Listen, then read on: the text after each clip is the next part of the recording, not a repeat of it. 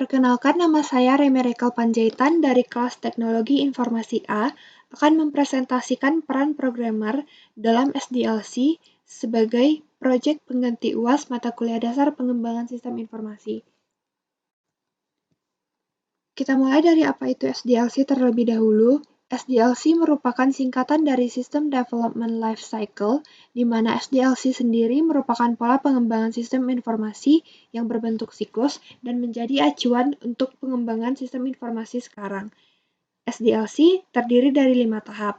Yang pertama adalah tahap Requirement Analysis. Pada tahap pertama ini, Business Analyst menganalisa apa dan mengapa sistem informasi dibangun. Tahapan ini merupakan proses untuk mendapatkan informasi, mode, dan spesifikasi tentang software yang diinginkan oleh klien. Kemudian, tahap yang kedua adalah tahapan desain. Di sini, sistem analis melakukan penggambaran dan pembuatan sketsa dari beberapa elemen terpisah dalam satu kesatuan sistem informasi. Pada tahap inilah dibahas mengenai rancangan database, sketsa interface, dan data flow diagram. Kemudian, tahap yang ketiga adalah implementation. Nah, pada tahap implementation ini akan dilakukan pembuatan sistem informasi sesuai dengan analisa dan desain yang telah dilakukan sebelumnya. Kemudian yang keempat adalah tahapan testing. Di sini, tester akan menguji program software yang telah ada. Terdapat beberapa tahapan pengujian hingga kita mendapatkan user acceptance. Kemudian ada tahapan evolution. Di sini dilakukan pemeliharaan dan pengembangan sistem sesuai dengan kebutuhan yang bisa saja berubah seiring berjalannya waktu. Pada proyek kelompok kali ini, saya berperan sebagai programmer. Di sini profesi saya merupakan pihak yang berperan dalam melakukan coding sesuai dengan hasil analisa dan desain yang telah dilakukan sebelumnya. Tugas seorang programmer dalam SDLC sebenarnya dimulai pada tahap implementasi. Programmer membangun sistem informasi dengan menerjemahkan perancangan desain ke dalam bahasa yang dimengerti oleh mesin, atau biasa kita kenal dengan coding atau pengkodean. Nah, agar lebih jelas, langsung saja kita lihat bagaimana pekerjaan programmer dalam proyek ini. Ini merupakan kelas diagram hasil dari tahapan desain proyek kelompok kami. Kelompok kami menggunakan studi kasus yaitu pembuatan sistem informasi akademik mahasiswa atau SIAM.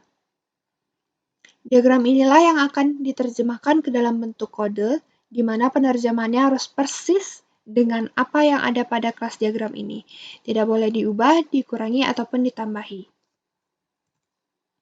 Berikut adalah beberapa hasil kerja programmer dalam proyek kelompok ini. Yang pertama ada kelas mahasiswa.